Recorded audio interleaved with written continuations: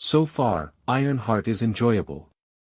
Dominique Thorne's Riri Williams, one of the franchise's new characters who was first introduced in the Multiverse Saga, is the subject of the most recent series in the Marvel Cinematic Universe.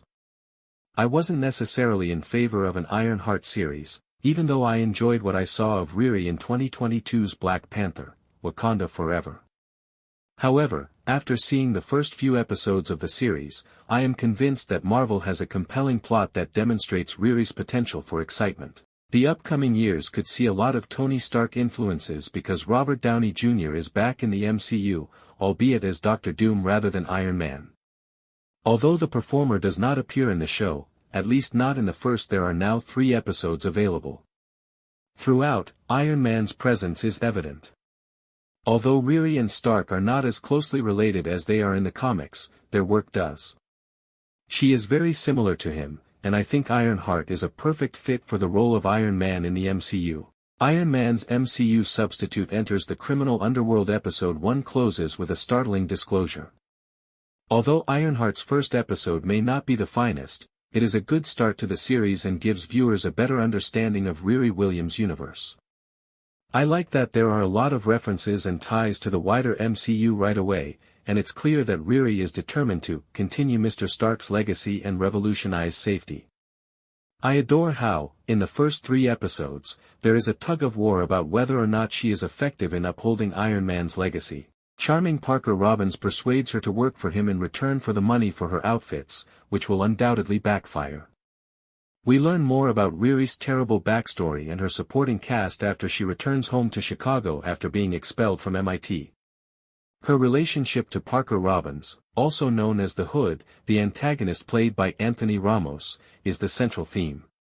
Even though he traps Riri in an elevator in what seems like a scene from Saw, the character does not come across as particularly evil in his first appearance. Because of his charm, Parker persuades her to work for him in return for money for her outfits, which will undoubtedly backfire.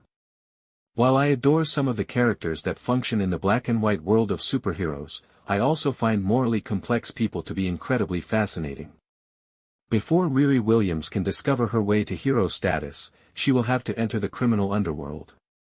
Although it is an intriguing tale idea, it is honestly not what I would have anticipated for Iron Man's MCU replacement. The Ironheart suit's computer-generated imagery is amazing in the first 3 episodes, but the show is completely altered by the final reveal of AI Natalie, a reimagining of Riri's deceased. It was a joy to see Alden Ehrenreich make his MCU debut because I've been a fan for a long time.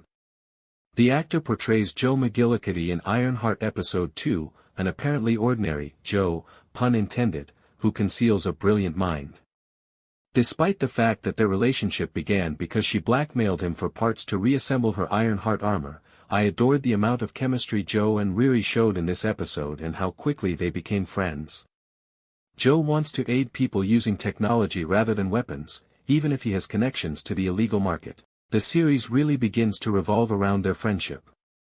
I appreciate how the character gives Riri a pleasant counterweight. Joe points out how harmful technology can be and how certain things are simply not right, while Ironheart is doing whatever it takes to obtain the money she needs to build the best suit of armor she can, even working dirty jobs with the Hood. In addition to their relationship, Episode 2 demonstrates the excitement of Natalie's enlarged position as the AI gradually gets to know Riri and discovers more about the actual Natalie. The series really begins to revolve around their friendship. The highlight of the first half of the season is Ironheart Episode 3. Joe's hidden identity being revealed is one of the episode's key moments. When he mentioned his father and how he felt a connection to him when he was using technology in Episode 2, I already had my suspicions. When it was revealed that Ehrenreich's character is actually Ezekiel, Zeke, Stane, son of Obadiah Stane, the first villain in the MCU, who battled Tony Stark in 2008's Iron Man, instead of Joe, their suspicions were validated.